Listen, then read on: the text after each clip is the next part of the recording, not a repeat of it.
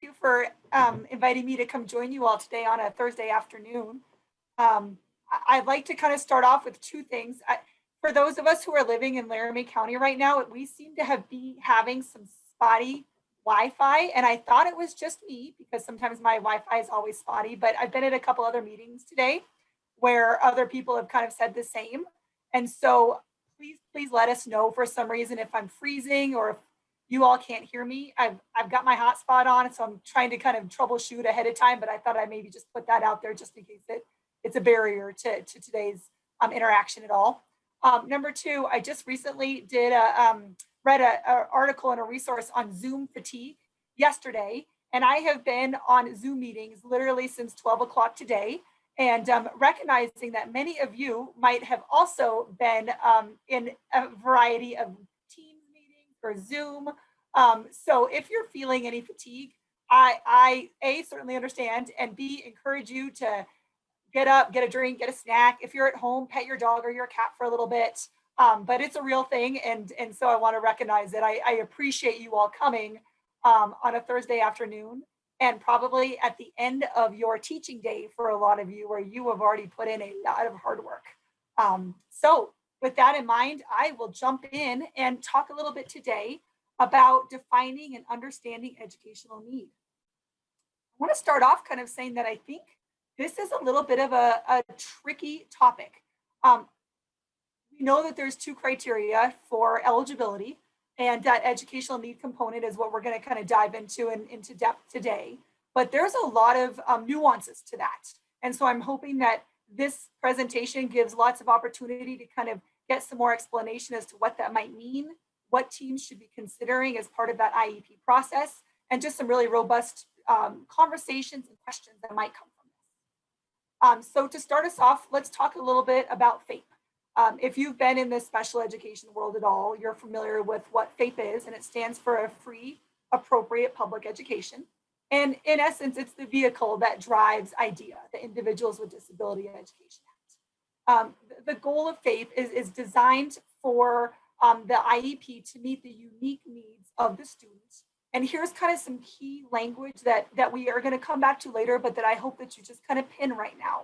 And it's to help prepare students for further education, employment, and independent living. And so what that really looks like is FAPE is really, and we talk about this often, kind of encompasses the needs of the whole child. And how can we get ready, even from a very young age, for those kiddos who are identified as eligible for special education services, to kind of promote that thought process of education, which we know that's what we know schools do fantastically well, but also that employment and that independent living piece, those life skills, those functional components, that is also kind of that vehicle of what FAPE says we should be doing as part of the IEP team. So that kind of leads us to what is special education? Special education, and this seems really obvious, I know, but I want to emphasize this, it's not a place. We talk a lot about LRE, the least restrictive environment, which is of course a component of IDEA and certainly something that IEP teams need to answer and figure out as an appropriate placement for the student who is eligible for an IEP. But the special education is not a place. It's a set of services, part of which includes adapting instruction. So what's presented, how it's presented to address and to meet the unique needs of the child that's resulting from their disability. And here's a good example to kind of help explain what that really looks like and kind of this idea that it's not a place. I was recently at an IEP meeting, and I should put a caveat out here that although I am here in Cheyenne, so Laramie County, we cover the whole state of Wyoming. So any references I have to an IEP or a scenario is not specific to Laramie County at all. I just want to make sure I'm giving my Laramie County peeps all the credit that they do for the great work that they do with students. But I was recently at an IEP meeting, and one of the questions, it was actually for a student who, it was an eligibility meeting. And the determination was, is this kiddo eligible for special education? And one of the thoughts that came up from one of the IEP team members was, well, I don't know if this kiddo should be pulled out of their classroom and have to go to the resource room. I don't know if their needs are that significant or that severe that I would say that they meet the eligibility. And so for that person's kind of thought processes of what special education was, for that person that was linked to a place. And so I want to kind of help emphasize that special education is not a place, it's a set of services. And we're going to talk a little bit more about what that really means in terms of specially designed instruction and kind of adapting and modifying what needs to for the kiddo's unique needs to be met. Another thing to kind of note about special education that it's not separate from what typically developing peers are learning in terms of accessing their general education. It's meant to kind of correlate and support the learning that's happening in the general education curriculum. And so IDEA specifically emphasizes that students with disabilities should have access to the general education curriculum. And I know that's pretty obvious to everybody. So that's just meant to kind of highlight some of the other information that we're going to delve into a little bit deeper as we move on. So a couple of things that special education can consist of. And it's a couple of different things to consider. It can be an individualized curriculum that is different from that of same age and non-disabled peers. An example of that would be teaching a blind student how to read and write using Braille. Another opportunity or idea to kind of consider for special education is that it's the same curriculum that's for non-disabled peers with adaptations or modifications for the student to access that general curriculum. And that could be something like a third grade kiddo who's maybe learning math, but maybe needs some use of some counting tools or assistive technology to kind of help impart that information so they can learn it. Another thing is a combination of those elements. So here's where we're going to kind of do a little deeper dive into what eligibility really looks like. There's typically what we would say are two prongs. We're going to dive a little bit deeper into why it's two prongs in just a little bit, but to kind of start us off, there's two prongs to what we would say a team needs to look for in terms of answering that eligibility question. The first one's a little bit easier. Is there a presence of a disability? Has the kiddo gone through a comprehensive evaluation? Do they have outside documentation that would help support that idea that there is a disability that's been recognized? And has the team gone through and looked at those eligibility categories that we're going to talk about here in a minute? The second prong is the one I think that can be a little bit difficult for teams to really kind of help answer, and is the student's education being adversely impacted? So is their disability in any way impacting their ability to learn? And so that's the one where it's nuanced and there's lots of information and lots of considerations that the IEP team should really look at to help answer that question. So we're going to look at prong one first. This to me is a little bit of the easier one. We have the model forms that we can look at through WDE that kind of helps us answer some of those questions. Something to note is, of course, that not every kiddo that has a diagnosed disability is eligible for special education under IDEA. Side note for those educators and administrators on who are with us today, this is really hard for parents to understand sometimes.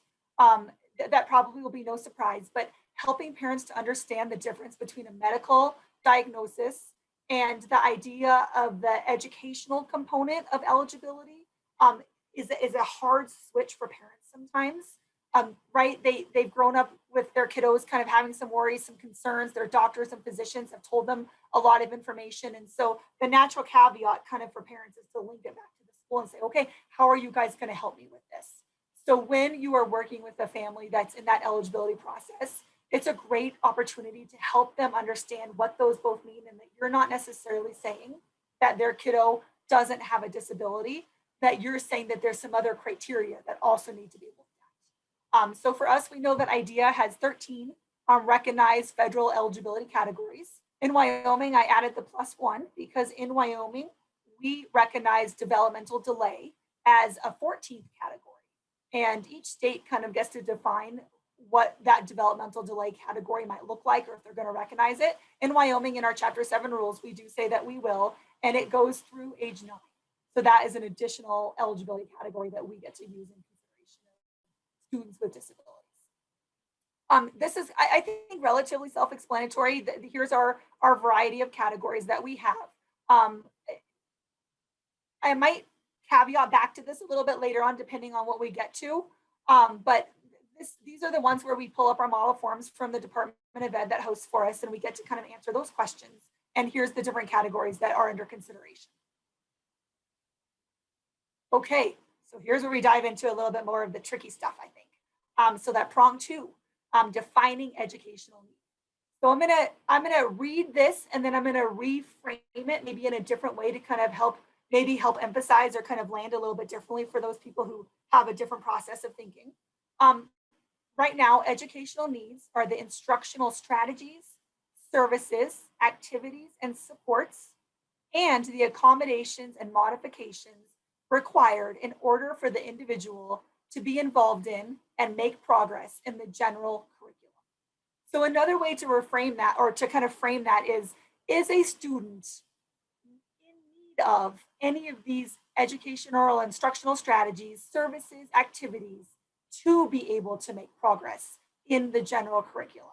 So that's kind of, I know it actually sounds pretty much the same, but instead of looking at the definition of a whole, if you've got a student in mind that a team is kind of helping determine eligibility, think of that specific student and what their specific needs are. And are any of these or all of these things a need of that student to be able for them to make benefit, or to be able to benefit from the educational curriculum and to need that support to be able to be eligible? So look at those and think of the specific student instead of as a whole big picture. And I think sometimes that at least helps my thinking.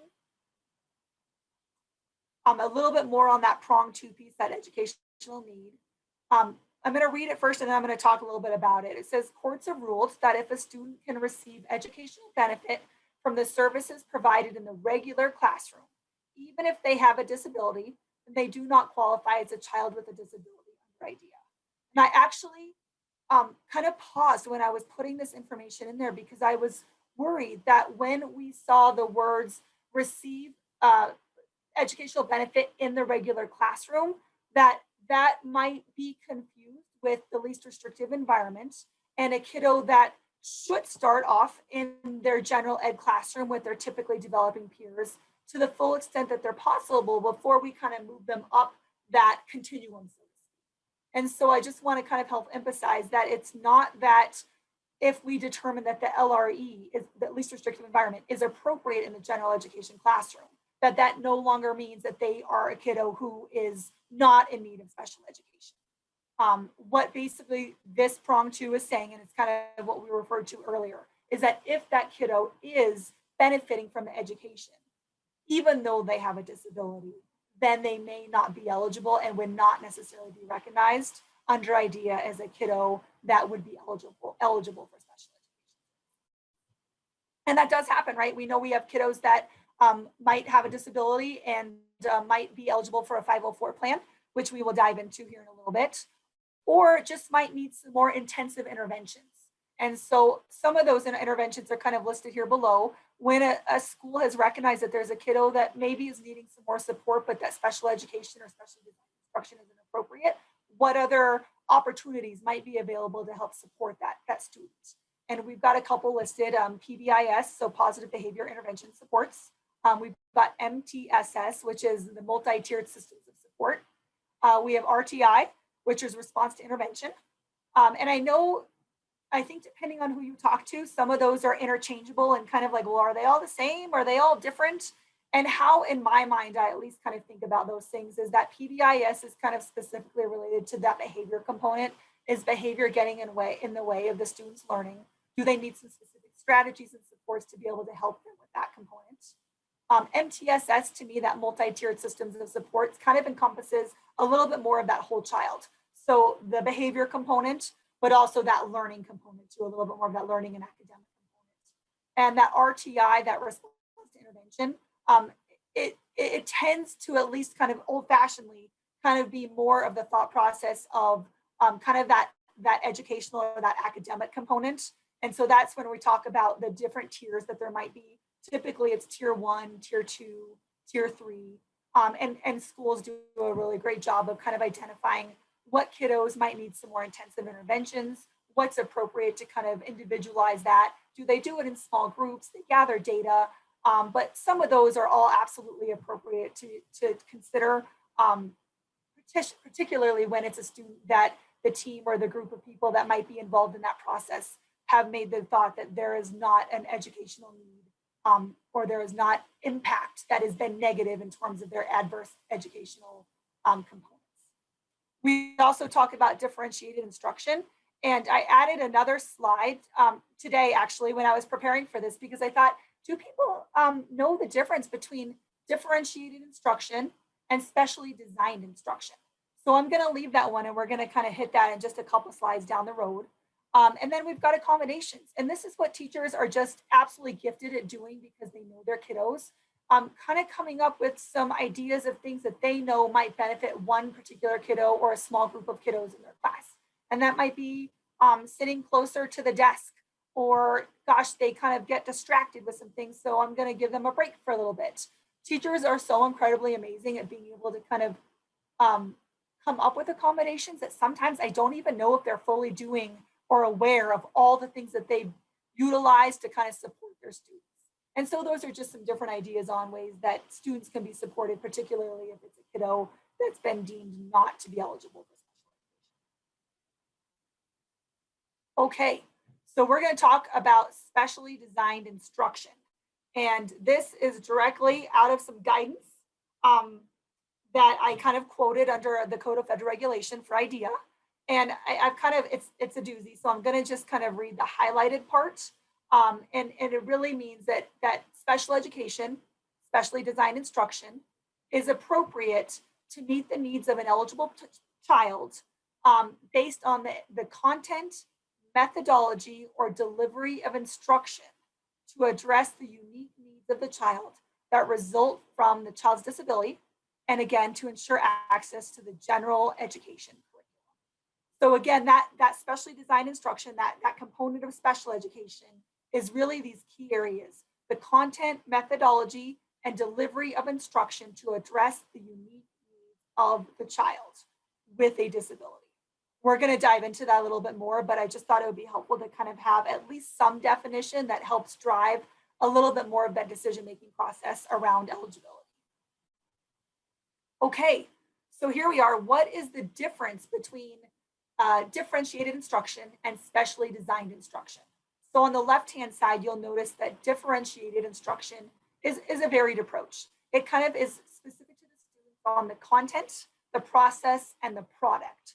So what they will learn, how they will learn it, and how they're going to show that they learned it. Differentiated instruction gives teachers guidance on how to address differences in students' readiness, their interest, and their learning style. And I'm going to give what I hope is a helpful example to that. I have twins that are actually 17 right now, they're seniors. But when they were in elementary school, they were in the same class up until 5th grade, where they told me, like, Mom put us in different classes.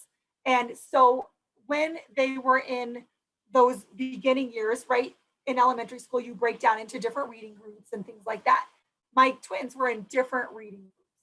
And so that is a great way to kind of help identify in part what differentiated instruction is. My daughter needed a different set of information for how it to be delivered, a little bit more intensity on what that's going to look like than my son might. And so even though the teacher was teaching the same content and the same standards and the same information, it was done in a different way to kind of meet where their individual needs were, how they learned, what they learned, and how they could express what they learned back out to the teacher to show mastery.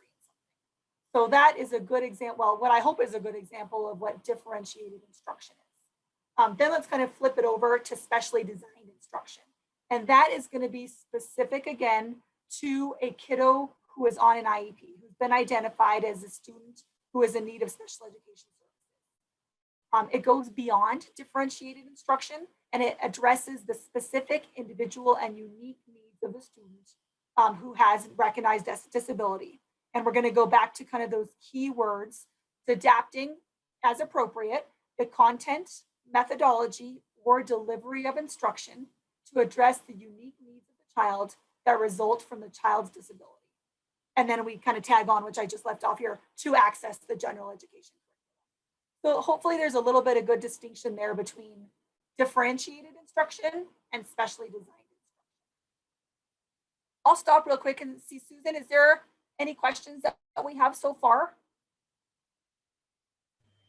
No, I think we're good to go. Okay, great. Thank you, Erin. Okay, so here's where we can maybe kind of delve into the idea that determining eligibility can be a tricky beast. There's a couple things to note. Everybody that's going to be at an eligibility meeting may have different experiences or different perspectives or even different biases as to what constitutes the definition of adverse effect or education or how a student might be doing in a particular area. So that's why it's incredibly important to have an IEP team decision about this, where everybody gets to share their professional knowledge, their experiences, their ideas.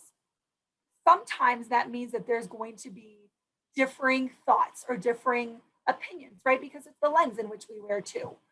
So I kind of wanted to propose a couple ways that a team, when they're in a place that the team might not be fully in agreement, how and what the team might kind of think of and consider. Because things like adverse effect and education are not necessarily defined in IDEA. So a couple questions to kind of ask yourselves in that eligibility meeting when you're kind of helping make that determination is, what eligibility category does the kiddo best fit in? And I went rogue a little bit today because when I was reviewing these and I added the words primary, secondary, and tertiary. And I hope W doesn't mind going rogue for a minute here. So Susan and others holler if you have other things to add. But I thought it might be an important discussion because there are times that I know I have been at IEP meetings where maybe just the category for the primary disability has been recognized, typically at a triennial or initial, where that primary category, right, we've identified, yep, this kiddo meets this criteria and we are recognizing them as a primary category of this. But there are absolutely times that there has been a second or a third eligibility category that kiddo also meets all the criteria for. And I think there's a varying thought process about this, just depending probably on your own kind of take, what your school district is like, what your SPED director might be like, your own kind of process of identifying, or your thoughts of what IDEA kind of means. My thought would be that if a kiddo meets eligibility category for more than one, it would be appropriate to also put the secondary and possibly the tertiary category as well. And I speak to that only because then when we're looking at things like developing an appropriate IEP, or B, looking at how that specific disability is adversely impacting the kiddo's education, if we're only identifying the eligibility category for one, but there's other components, that might mean, and it doesn't always, and I want to absolutely recognize that, but it might mean that there are some times that there are things that are being missed. And I know that that is not the thought that we should have, right? Like the idea is that if a kiddo is eligible for an IEP, then comprehensively all of their needs should then be kind of met in that IEP. But it's all of those needs that are specific to that disability often that kind of gets defined. And so just kind of a thought process of really recognizing that there's a secondary and a tertiary category available on those model forms for a reason. And I would encourage teams to kind of help process through why and when you should use those if there is a need to, or if there is a category that a kiddo does truly fit in more than one. Okay, sorry, caveat there. Let me go back. Second question to kind of consider is what is considered to be a part of a child's education? We're going to do a little bit of a deeper dive into that a little bit later, but a child's education is comprehensive. We know that, but it's more than just academics. So that's when we want to look at kind of that functional component. We want to look at the behavioral component and really tie all of that together. So when we say, is a kiddo's education being adversely impacted, it's the role of the IEP team to look at more than just their grades or just their assessment scores to see how they're doing. And if those are the things that are impacted, then absolutely that's something to consider, but it should be more than that the team is also looking at to determine that educational need and that adverse educational impact or effect. And that kind of ties us into our last kind of question to ponder. What does adverse effect look like in real life? And I actually tried Googling it because I was going to try and give a definition of what adverse effect is. And to be fair, I only spent about 5 or 6 minutes doing it. But everything that I Googled came up with a medical definition of adverse effect. So I thought that was really curious because part of that means then is that, again, our own interpretation of what we consider adverse effect. They have to be this far down. They have to have done it for this long. That has to be something that I've seen in multiple settings, right? So we apply some of those kind of even internal thought processes to our decision of adverse effect. And so when we're stuck at a place where the team's really kind of determining on eligibility, maybe ask yourself that question. But as you're going around, ask your other team members too, is what's your definition of adverse effect? And let's talk about that a little bit, particularly if they don't align with each other. Oh, and I'm sorry, we talked a little bit about this, but let me do a little bit of a deeper dive. There was a time when the standard practice was to only look at academics in terms of making a decision about eligibility. And often the standard was whether the student was passing or being promoted to the next grade. The current rate, and there's actually going to be some, I think, a Supreme Court decision that we're going to talk about in a little bit. But the current regulations say that if a student has a disability and needs special education services, that they must be provided even though the child has not failed or been retained in a course or grade. So let me just help that resonate. It no longer is the only reason that a kiddo would be eligible for special education is if they have been retained in a grade or that they're not passing from course to course in the appropriate manner. There's lots more things that we don't. Okay, so what should we consider? Before a school refuses to evaluate a student or says that there's not a need for special education, there's a couple things to consider. First, we want to look at, is the student receiving educational benefit in the classroom right now? And there's a few ways to kind of start that journey and start that process.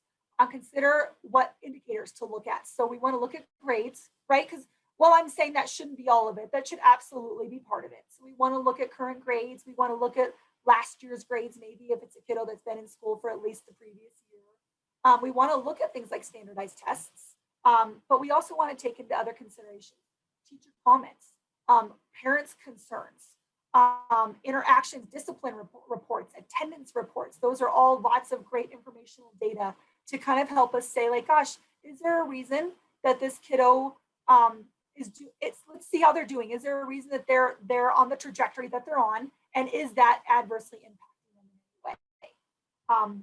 One of the things that I would also encourage folks to look at is that rate of progress. So we might see that the kiddo might still be making little increments of progress in the gen ed setting before an initial evaluation. And so the thought process would be like, well, they're still learning. They're not failing. They're not being held back. They're still learning. But what we also need to look at is the rate of progress based on what they should be learning and should be doing compared to their same age peers. And is that rate of progress appropriate? Or are we getting a gap that's further and further and further behind that at some point, well, to me, that's already a problem, but further and further behind where there's going to be such a significant gap that it will take a lot of intensive instruction to even try and close that gap again. Our goal isn't to have that gap grow. Our goal is to say, like, gosh, if it is growing, what is it that we need to consider? And do we need to consider an evaluation to determine if there is somebody who needs specially designed instruction? A little caveat, please consider also if behavior problems are impacting the kiddo's education in any way. I'm going to use my nephew, and if you've ever been in a presentation with me before, sometimes I reference him, but he's a great example of this. My nephew is in 10th grade now. He is a student that has a diagnosis of ADHD. He's currently on a 504 plan.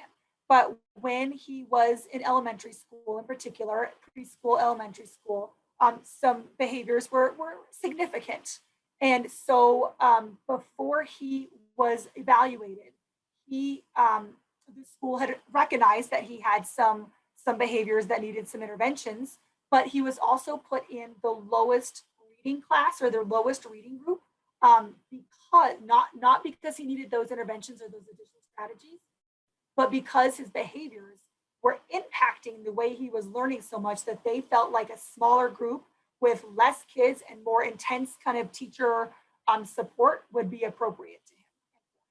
And eventually, after he was given an initial evaluation, he was actually determined to be a 2E, so twice exceptional. So that was kind of a bigger gap potentially that could have happened if that initial evaluation process and eligibility hadn't taken place. He might have stayed at that level where the school identified that this is how we feel we can best serve him, but it was because of his behavior that was really impacting his ability to kind of have that access to that education. Okay, so a couple, I thought, really key words or key thought processes that might help when a team is kind of considering eligibility. And the first one is discernible effect. And that means the effects that the diagnosed condition, so the disability, are they noticeable? Are they impeding educational progress or performance? Or may they impede the participation in or access to the educational settings and opportunities? So that's really kind of, again, looking at that unique need of the student, the individualized learning that they're having, the effects of the disability, and are they discernible that you can see that in the way that their performance is throughout their school day. Another thing to consider, and again, not the only thing, but something else that absolutely needs to be considered is, are the kiddos or kiddo in question not meeting a standard? And that would be consider information that reflects whether the child's performance is different from typical expectations for age and grade. Progress and status related to the expectations of YTOP or other accepted standards and assessments kind of help allow for that kind of comparison. Looking at things like, even district assessments, so Ames Web or Star Reading or Star Math or Dibbles are all data sources that could and should be used, but again, not the only data sources that could or should be used to determine that. Okay, and we kind of hit on this one a little bit, but just a third kind of consideration is the uniqueness of the kiddo's performance. Is it something that they themselves are showing that they need additional support or individualized instruction or specialized instruction in some way? Or is it that is something that, as it may be a classroom, that there needs to be a different instructional strategy that's provided, or that it is kind of symptomatic of something that's happening as a larger group? And a great example that I hope another great example, because I learned good from examples, is my son, who is, again, like I said, a senior in high school right now, recently came home and said, "Mom, our whole class bombed this a biology test." And so like the whole class, not one person, I think, did well, honestly. And so what the teacher did is recognize, like, right, that's not necessarily my son. That's not somebody specifically that is needing specially designed instruction. That is maybe the process in which I used to kind of teach this didn't stick or didn't land. And so the opportunity was for the teacher then to kind of say, do I need to do this differently to kind of give different instruction so the students can learn this in a different way? And she did. What she did is she allowed everybody to have an open book test, remediate everything, and then go back and then show that there was increased knowledge of that area, right? So that would be the difference between looking at the unique needs of the kiddo and how are they in comparison to their typical same age developing peers versus, oh gosh, this is maybe more of a kind of a class system or a school system that maybe we need to implement differently or change a strategy. Okay, so OSEP, the Office of Special Education Programs, has said that a child's educational performance must be determined on an individual basis and should include non-academic as well as academic areas. So I want to make sure that sinks in, because we've talked a lot about that educational piece and the academics and looking at standardized tests and district and state tests and all those kinds of things. But this is where we kind of bring in that idea that it needs to be more than just academics. The term educational performance means more than academic standards as determined by standardized measures. And that's directly from OSEP. And I think I quote the resource at the end of this presentation as well. Okay, so what does the law say about this, right? We've got lots of guidance that can kind of help us have a better understanding of what this might mean for IEP teams. So we're going to look at our state and federal laws, and we're going to look at some Supreme Court decisions. So we're going to start off locally, Wyoming Chapter 7 rules. And I took this directly from our Wyoming Chapter 7 rules, and they reference directly IDEA's Code of Federal Regulations, specific 300.8. And it says to be eligible for special education and related services under IDEA, a child must meet the criteria for one or more disability categories listed in the section. And those are all the eligibility categories that we covered earlier. And here's prong 2. The ability must adversely affect the student's educational performance such that the student needs special education as defined in, and then we've got our other Code of Federal Regulations, which we're going to look at here in just a minute, right? So those are what our state's governing rules around special education say we need to follow. It's that prong 1 and that prong 2, along with that special education, and that means specially designed instruction. So we're going to talk a little bit more about that. Okay. The first that first paragraph, y'all, is what we've already talked about. It's recognizing all of the eligibility categories. So a child with a disability means, and then it's meeting that prong 1, that eligibility category component. But here's kind of where I want to draw some extra thought processes too, is that subject to paragraph 2 in this section. If a child has a disability that's been identified as prong 1, but only needs a related service and not special education, the child is not a child with a disability under this part. So let me, sometimes that's hard. I know if you're familiar with related services, that might make a little bit more sense. But for example, we have something like speech language. Speech language is an eligibility category under one of our 13+1, right?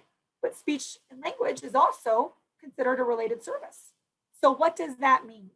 That means that potentially, if it's a kiddo that the team has determined does not have their education that is being adversely impacted by their communication, by that speech and language piece, then they would not be eligible for special education. The related service comes as a support after the eligibility determination has already been made. So, so that would be the caveat here. They're not eligible, even though they might need special education, but they might only need speech language as a related service. I feel like I actually made that more confusing. So if there are questions along about that, make sure you type them into the chat box and Susan can tell me to do a better job explaining that, because I think I just muddled that a little bit. The second paragraph is the related service required by the child is considered special education rather than a related service if the team has determined that that is a child with a disability that needs the special education. So that kind of goes into that, back to the speech language as a possibility for special education or related service, and help that difference between recognizing if it's special education, is their education being adversely impacted, and how can we provide specially designed instruction to support that learning? That's the difference between those two. And I'll use maybe speech language isn't of course the only example. We might have a kiddo that might need some physical therapy, but we also have a category for orthopedic impairment. So is physical therapy a related service? You bet it is. But could it be something more if the team has determined that there's that educational need component? And could it then be that that kiddo is a kiddo that is eligible for special education because of that? You bet. So that's going to be the determination difference between those two, and why the team really needs to look at that, both of those prongs of eligibility. Susan, any questions about that, or anything that you guys want to clarify? Because I feel like I actually dug deeper in the hole than we needed to go, and I might have confused people. No, nothing so far. Okay. Well, either Zoom fatigue has happened, or maybe that just made more sense than I think. So we'll just keep going. Okay. Okay. So a little bit more of our Code of Federal Regulation. Special education means specially designed instruction. And again, I'm going to read the definition of specially designed instruction again, just so it kind of permeates. And it's adapting as appropriate the content, methodology, or delivery of instruction to address the unique needs of the child that result in the child's disability so they can have access to the general education curriculum. That's what we're talking about here with that special education kind of definition.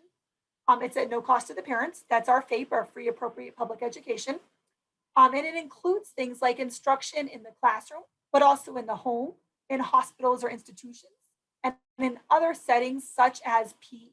And that could be something like adaptive PE, right? Where we've determined, or the team has determined, that that kiddo needs some specially designed instruction around that PE component.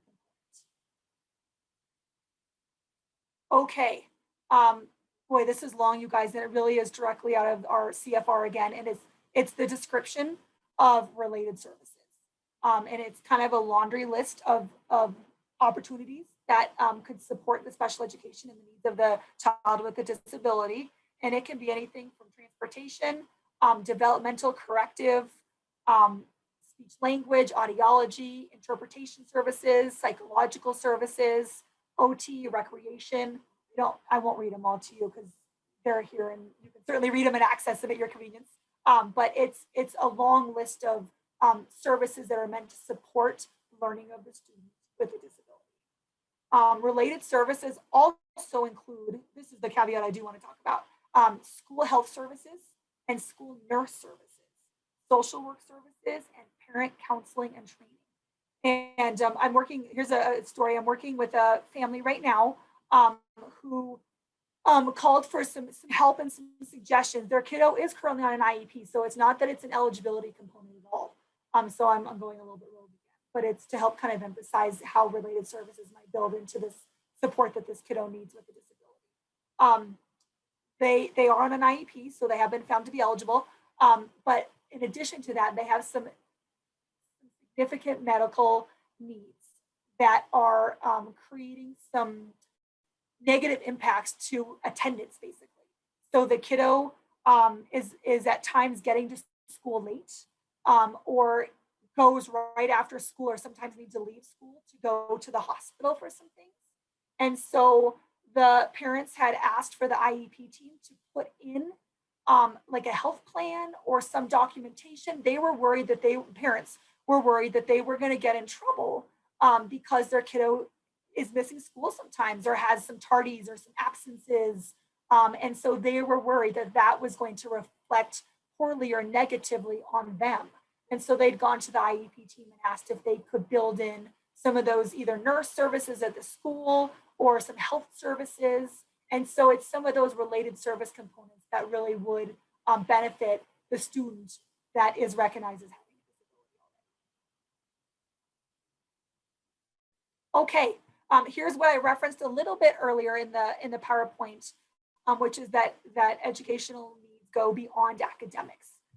So in the main district court, the court found that a student who was diagnosed with Asperger's syndrome was eligible for special education and related services, even though she was making excellent academic progress, right? So they knew she had a disability, but they looked at her grades and they said, she's doing fantastic. She doesn't need any special education or specially designed instruction. But what the Supreme Court said is, well, but wait a minute, it's more than just academics that we should be providing. And this is a kiddo who would benefit from the cultivation of skills and behaviors to be successful in life. And so the court found that she was a student that was eligible for special education, because although her academics were either appropriate or above par, so to speak, she was lacking in other components that the school should have been addressing. Okay, so next, OSEP policy letter. If you all don't ever look at OSEP policy letters, they're a great, sometimes if you have questions about, gosh, I wonder what this means, or I wonder what this interpretation could really, how does that look? I encourage you, if you don't, go to the Office of Special Education Programs website. They've got dear colleague letters. They've got memos, what they call memos, that are really, really helpful. And typically they are questions that somebody else has sent to OSEP about a specific idea related topic and has a question. And so OSEP takes the time to post the question and then provide guidance and kind of their interpretation of what they think idea means in that regard. So it's a great resource. Erin? Yes. Erin, we would like to, somebody would like to go back and visit that case that you talked about on the previous slide. Yeah. Is there a way, Dina, that we can unmute Ellen and ask her questions?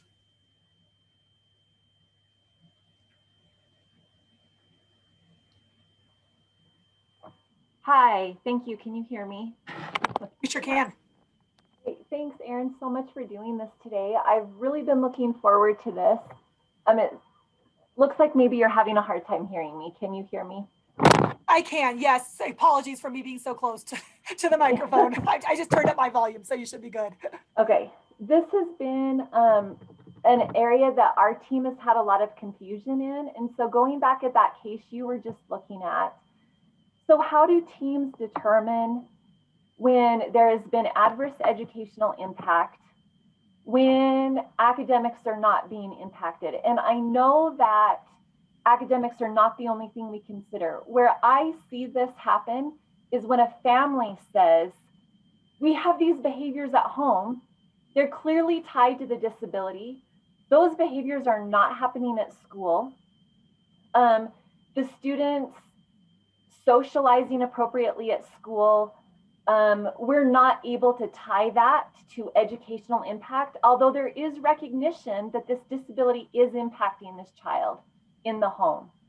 And so that's where these conversations get really unclear. And I would like to hear your thoughts on that. What a fabulous question. And I think, I'm sure you know this, but that is a question of the ages for lots of IEP teams, quite honestly, because, right, if it were obvious that the education was adversely being impacted, it would be kind of like yeah, we've got this, but you've got those nuances that make it really, really tricky.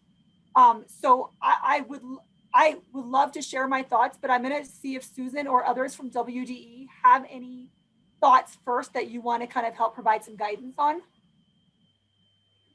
My first thought is that a key component of educational impact.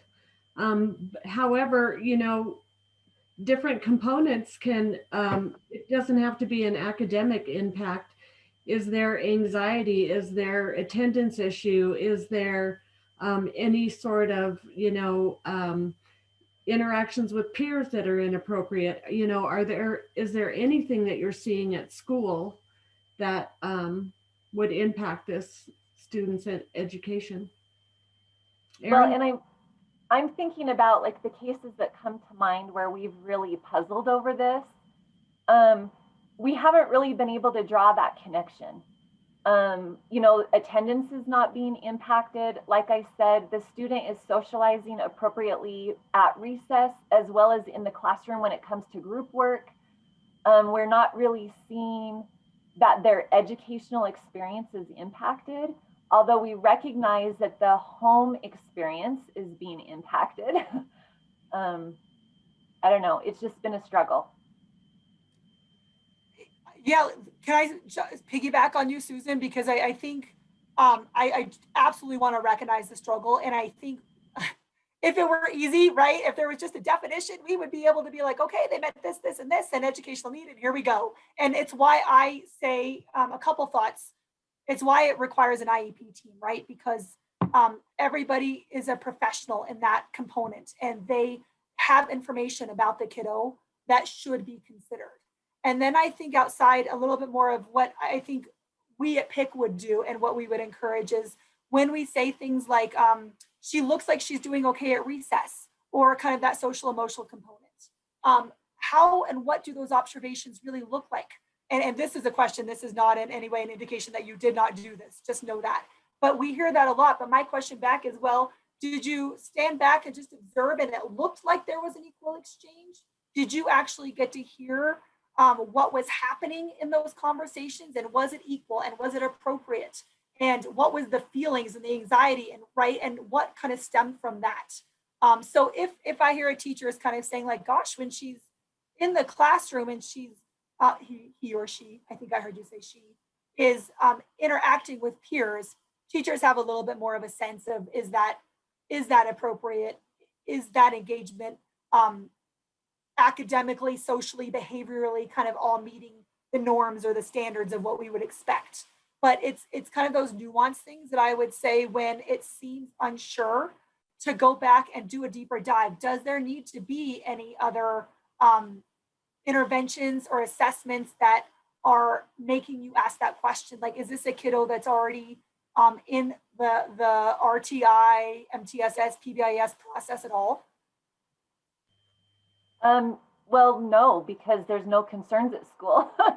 Okay. So, I mean, and so I think where we usually landed in these cases is moving on to identifying what special education service the student needed, and we couldn't identify one, and so the student did not qualify. But I've often wondered if that it should have been considered differently in the previous step about their eligibility to begin with, because was there in fact an adverse educational impact? And also maybe the district could assist with some parent training. Okay, and so is that like fall under that related service that maybe the district could provide it, but it wouldn't be provided through an IEP? Well, the child doesn't qualify, correct? Right. It would just, yeah, it would just be outside of IDEA. Well, and we had determined they didn't qualify because we couldn't identify a service. But if we consider the parent training as a service, but consider it only a related service, you know, it just leads to confusion. So I think, while I would agree, like the district could certainly provide this to the family, wouldn't necessarily be appropriately be provided as an IEP service. Are we headed in the right direction there? Let me recap, because what I think I hear you saying is that you guys feel like you have done your due diligence of looking at all of those areas of need, not just academically, but kind of functionally, behaviorally. And as a group, you're all kind of saying, we're not really seeing these. But what you are hearing is that parents or guardians do have some concerns, and you can see at home that those things are happening to a certain degree, so you understand what the parents are talking about. Yes. And Gail reminds us that IDEA says that a student has experienced adverse educational impact such that he or she needs special education and related service. If not, the child does not qualify. So I think, and boy, parents are on the phone, they're going to be like, Erin, but it's true. And I think this is important to note. If you guys as a team, whether it be through a bid process or just your whoever team you have that's kind of looked at all this, it sounds like maybe you even had a possible eligibility meeting. If you guys have considered all of those things and truly done a deep dive beyond just academics to really look at what education is being adversely impacted, and all data that you have, or even the majority of data that you have, indicates that there is not that adverse impact, that education is not being adversely impacted, then that is a kiddo that does not sound like, based on the opinion of your professional, your IEP team meets the criteria for specialized instruction and therefore for an IEP. Now, that doesn't mean that we don't recognize that the parents are having some struggles or that some of those behaviors are happening at home. One of the things that we often hear from parents is like, right, they might be medicating their kiddos appropriately and everything, but their kiddo might be on medication. So when they go to school for the day, right, everything's kind of in a good place and that's working and they're able to function and access and do and be. And then by the time the kiddo goes home, that might look different because medication is maybe wearing off, or there are other environmental factors that are coming into play. And so it's not to say that we wouldn't want to recognize the needs that the family might be having, but in terms of what the IEP would be, and if the eligibility for that probably isn't, that's probably not the glove that's going to fit best on that hand. But are there other resources that maybe the family would benefit from, that parent support or training?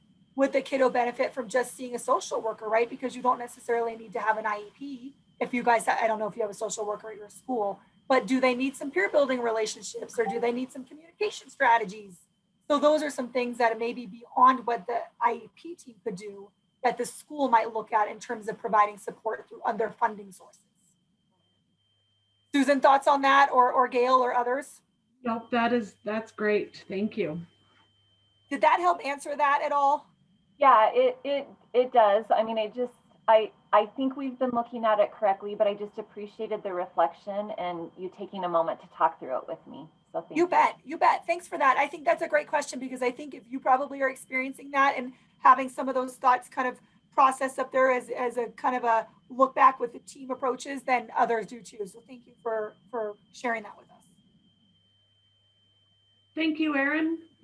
We have about 25 minutes left of content and 5 minutes of wrap up. So I will continue. Okay, thank you. Thanks. Let's see. I think we left off right. Nope. Right. Yes. OSEP. I think I was going on about OSEP and how great they are.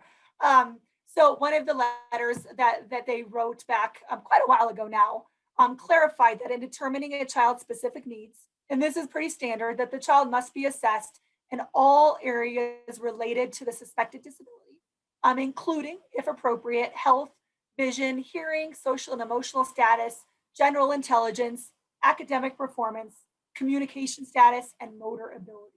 And that, I think, is really important to take, because right when we're thinking again about adverse educational effect, that is the clarity that says we don't just look at academics. If OSEP is answering this, and ideal language all says evaluate all areas of suspected disability, this is a way to kind of get that comprehensive picture. Are we really looking at all areas and how that might be impacted by their disability? Okay, another OSEP memo, and it's related more to kind of that initial evaluation process. And it just says that a school cannot reject a referral or delay an initial evaluation on the basis that a child has not participated in the RTI framework. So if maybe either a teacher, somebody from the school has expressed concern, or a parent has expressed concern that their kiddo might be a kiddo with a suspected disability, there is this memo that says, okay, well, we can't tell the family that we have to go through the RTI process before we decide we're going to evaluate. So that's an important caveat. I know there's more information to kind of consider, because also what the school should be looking at is, well, do we suspect this is a kiddo with a potential or suspected disability?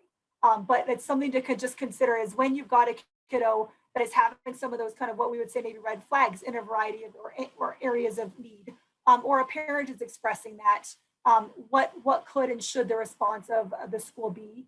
And it should be that they should consider the initial evaluation without thinking that they have to do RTI first before that provision kind of takes place. Okay, so that kind of leads us in, when should an evaluation take place? And we've got kind of 3 different things to consider. We've got child find, parent request, and the BIT team. So let's go into that a little bit. Child find is a mandate under IDEA that a school must identify, locate, and evaluate any kiddo with a suspected disability from birth through 21. And that includes kiddos who are homeschooled or kiddos who go to private school. But that's what that says, is if we, school, have any kind of concerns or suspected thoughts that this is a kiddo that's maybe needing some identification and some supports, we are required to evaluate them. It's not the job of the parent to go in and request it. They certainly can, but it's one of the school kind of components under IDEA that is mandated to be able to do that. Okay, so a little bit about BIT teams. I know sometimes they're called different things, so please excuse me if I'm using an acronym that's not similar to what you and your school might be using, but for this intent and purposes, it's kind of meant to cover just that building intervention team process. And we've said that under the WDE's rules and regulations, each school must have a systematic policy and approach to being able to identify at-risk students and to intervene when necessary to help them either academically and to prevent at-risk behaviors. A little bit more about the BIT team. There's kind of a lot of different roles that a BIT team can really kind of follow and kind of need to be considerate of. Does a student need to be tested for suitable educational placement? Do they need special education services? Is it a student that has a disability? Where do they need to go? What do we need to do? Is it a student that may have mild disabilities but are not eligible for special education services? If that's the case, the consideration of a 504 plan. And is it a student that does not have any disabilities but may be in need of support? And that's where we talk a little bit more about possibly that PBIS, MTSS, some of those kind of tiered intervention systems. When a kiddo is in that BIT team process or that referral process, the BIT team should kind of look at a couple different things. They should look at the vision and hearing, test scores, academic progress reports, health history, attendance history. I'm going to include like discipline kind of history as well. And then make documentation, determine from there what interventions may or may not be appropriate, gather data on those things to see if those interventions are actually working or if more intense interventions need to happen. And then some of those interventions may include things like Title I, behavior contract. I don't really like the word contract. I'm just throwing that out there. I took it directly from our own PIC resource materials, so I didn't feel the liberty to change it. But I would prefer, just me personally, maybe a behavior plan, because that certainly, in my mind at least, indicates that the family, the kiddo, and the school are developing this together instead of a contract that seems a little bit more punitive to me. I'm particular about behavior. Recognizing like a change in classes maybe. Is there a class schedule difference, or is this the appropriate class, or do we need to do this a little bit differently to kind of help build some skills? And then maybe counseling services.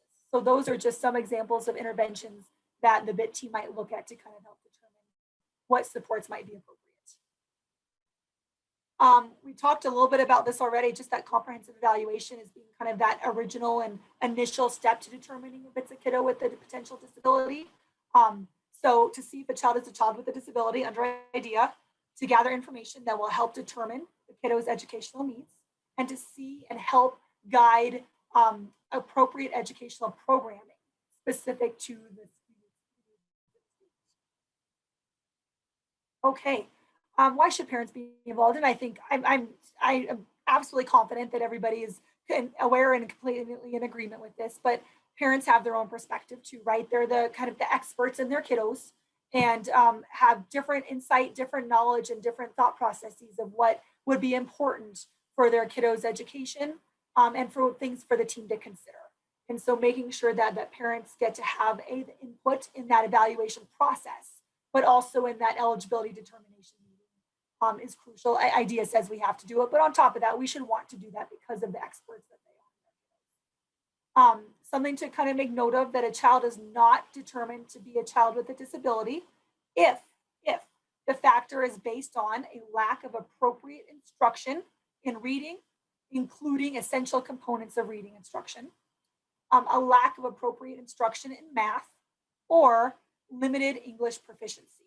And for lack of time, because I know I better get going, this is one that we see sometimes for kiddos who might just be in kindergarten, where the IEP or the family is maybe requested an initial evaluation, and the school has determined that no, we do not think that we are going to do an initial evaluation right now because we do not feel like they have had the appropriate instruction in reading or math. So that's something to consider. And again, that's when I kind of take it back to the group of people who are making that decision to kind of really look at lots of data sources and say, like, are we just looking at academics when you say that, or are you looking at all the components that really are required to help you determine if it's a kiddo that you might suspect has a disability? Because that's what we're looking at when we're doing that initial evaluation. Is it a kiddo that may have a suspected disability under child find? Okay, required meeting attendees. Obviously we know the parent or the guardian, a general education teacher, a special education teacher, a school administrator, a professional who have evaluated the child. Often the school psychologist is one of those people. And then others who have knowledge of the child. So maybe the speech language pathologist, the OT, the PT, all of those folks are people that have done some evaluations, but also have knowledge of the child. Oh, hang on, let me check my time here. Okay, I'm gonna just say this because it's really actually meant to be a help for you folks who are in the IEP meeting. When there is an eligibility meeting that occurs, typically, at least in some of the meetings I'm in, the school psychologist gets to kind of speak on behalf of the team. And sometimes if the eligibility meeting is going well, great, that's not necessarily a concern or a problem. But sometimes the way parents perceive that if they are not in agreement with what's happening at the eligibility meeting, or if they do not like the information that is being shared by the school psychologist through no fault of that school psychologist's own, the parent often hears that it's that person that's making all the decisions, or it's that person that either doesn't like their kid or right, is making it kind of predetermining what's happening. So one of the things I would suggest, maybe when you're kind of, well, I would just suggest actually no matter what, is when you're discussing eligibility, particularly when you're going through those model forms, make sure that the parent has a copy and that every team member has a copy, or that it's projected up on a smart board or something, and then go through those questions together. And I know it takes a little bit longer, but be able to have the team all kind of answer that question, or have an agreement or a conversation about answering each of those instead of just the school psychologist. Because sometimes, again, when it's one person answering all of that, it either looks like to the parent that it's already been predetermined, or that the school psychologist is the only one answering. And then there's kind of this thought process that doesn't bode well for the school psychologist. And for sake of clarity and making sure that parents really do understand that it gets to be a team decision, maybe there's a spokesperson, it's helpful if everybody gets to kind of have that conversation together. Okay, so that kind of leads us into predetermination. And I think people are pretty familiar with what predetermination is, but it's that if a decision's been made about the student's educational performance that has been met prior to an eligibility meeting, which would of course include parents, then that has been predetermination, which is a procedural violation of IDEA.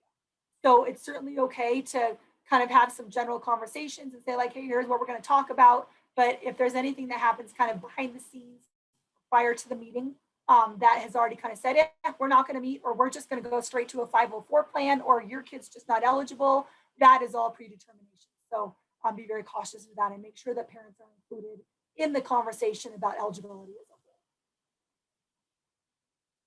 whole. Okay, so let's talk a little bit about underqualifying and overqualifying. So underqualifying, right, it's a child find obligation mandate for schools that we have to identify, locate, evaluate kiddos with suspected disabilities.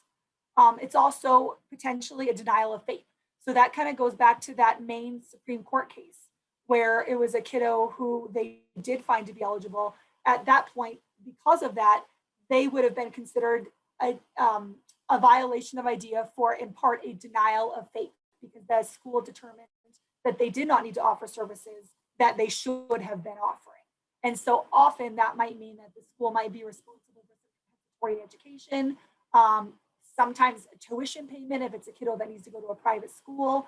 So it kind of looks a lot of different ways. But since denial of FAPE, or FAPE is that vehicle that really drives IDEA, that's a really important component to make sure that we're not missing that piece because a kiddo has not been evaluated or has been determined not to be eligible because the team hasn't looked at kind of that whole picture of what the needs really are and how their educational kind of needs are being adversely impacted. Overqualifying, I don't know, I'll let WDE speak a little bit more to that. I don't know if overqualifying is really happening in this regard, but sometimes there's that thought that if we're not familiar with what a 504 plan is, and we know that this kiddo needs some kind of help, then we'll make sure that they're eligible for special education just so we can provide the help.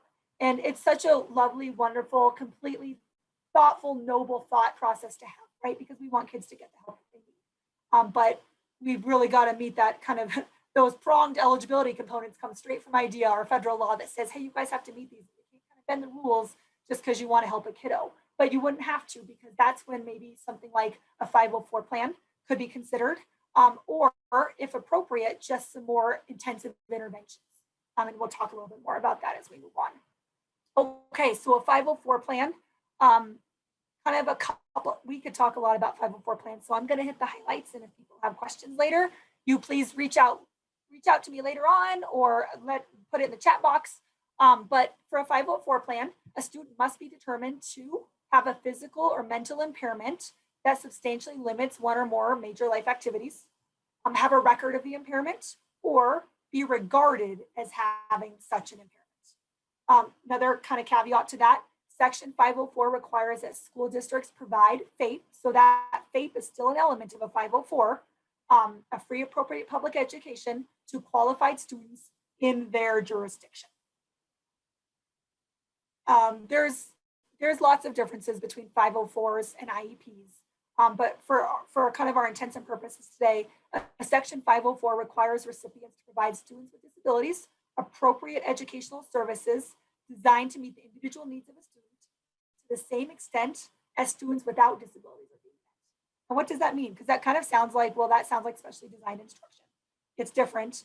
I don't know if you can see the kind of green and blue bubbles over here, but what the main component of a 504 plan is to help, again, to provide students with access to the general education through accommodations, but the recognition that their education is not being adversely impacted and does not then need specially designed instruction. So that's kind of the major difference. Well, there's lots of differences, but that's one of the kind of the major differences between how we start the process of determining IEP or 504. Okay, so this has been a year of thinking outside the box, even more than IEP teams are required to do, right? Because IDEA says that each student's unique needs should be addressed, and the I in IEP is individualized, it always requires unique out-of-the-box thinking for IEP teams to kind of meet that threshold. Sometimes we kind of get into like a little bubble that says, okay, for our speech kiddos, we're going to offer services 2 times a week for 15 minutes. And that kind of becomes the standard. Be very, very careful of that. That would not be individualized. So what we want to do is make sure that each kiddo's needs are being reflectively met and built appropriately into the IEP to show, right, that Andrew F. standard of kind of appropriately making progress, but also that's individualized to meet their unique needs. That means thinking outside the box and talking to other people and doing lots of research sometimes. Some of the challenges that we know occur. Right now, gosh, lack of staff sometimes, especially in our smaller districts. That's hard, you guys. Related service providers are sometimes really hard to find. And when you do have them, they've got sometimes a really big caseload. So recognizing that there's some challenges that absolutely come with that. Lack of funding and resources that are available, it's a challenge. Time constraints. How do you fit in all of our kids and all the things that they need to do in the amount of time that you guys have is a challenge.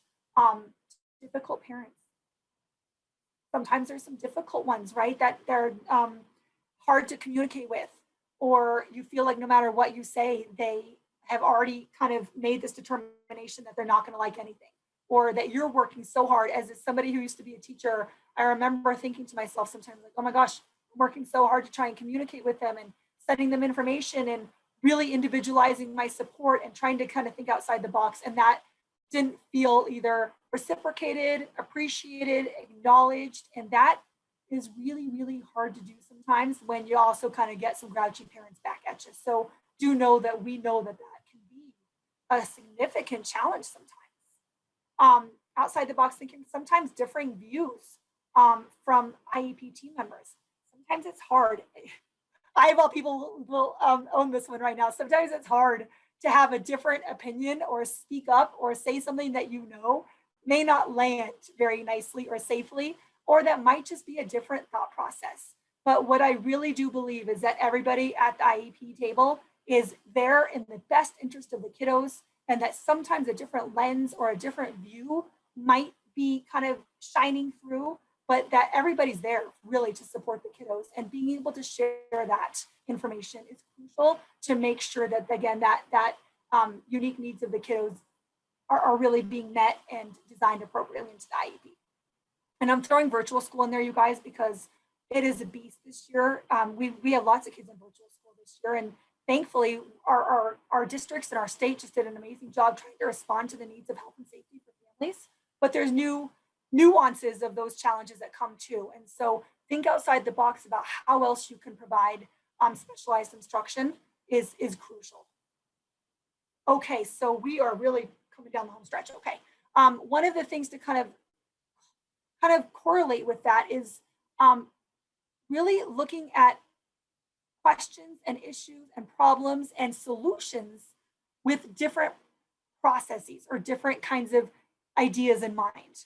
And so there's kind of two ways to do this. If you've ever heard of de Bono's 6 thinking hats, it's this idea that you're going to use yourself and kind of put on one hat each time and think about something in that specific arena for a couple minutes. So I'm going to put on my blue hat and I'm going to say, okay, what is the logic behind this? Who do I need to consider? What do I need to consider? When do I need to consider it? And then I'm going to think of that and I'm going to maybe write that down or kind of organize that thought. I'm going to take off my blue hat and I'm going to maybe put on my yellow hat, right? Because that's going to help me figure out how can I be positive? What can I do that's going to move us forward? Who can I collaborate with? And it's really this idea of making sure that we are not stuck in kind of the same routine with our same biases, with our same kind of squared idea of what and how we do things. Because our kiddos deserve and have the right to a unique and individualized IEP and specialized instruction, it means that we got to put on these hats. However, let's be honest, sometimes it's really hard to put on all these hats. Either our brain doesn't think that way, there's barriers for us to be able to do that. So I would encourage that if that's something that you alone can't do when you're thinking through the IEP, accommodations, goals, service delivery in general, find a couple other IEP team members and kind of maybe see if they'd be willing to take on a couple of these hats. Hey, so-and-so, can you do the orange and yellow and help me think that through and then be ready to verbalize that at the IEP meeting? Hey, so-and-so, can you do the white and black hats, right? And kind of what this means. So it's really just making sure that it's an IEP team for a reason. Everybody's got perspective, bias, lenses, information, and professional information that should be shared. And it's that kind of conversational thinking that helps draw the decisions around eligibility and then appropriate service delivery in the IEP. I am not going to do the video because it's about 3 minutes, but this video link goes directly to about a 3-minute video that talks about those de Bono's hats and kind of how to use them and what to do. So feel free, if you got an extra couple minutes sometime, to just click on that and help you kind of sort out what that process might look like for you individually and how you can kind of move that forward in your IEP team. Some benefits from outside the box thinking, viewing problems from new and unusual angles, seeing all sides of a situation, generating new ideas and solutions. And resources. How'd I do, Susan? Did I give us time? You certainly did. Good job. Thank you. Erin, I want to thank you so much for being with us today and sharing your time and your expertise. We very much appreciate it.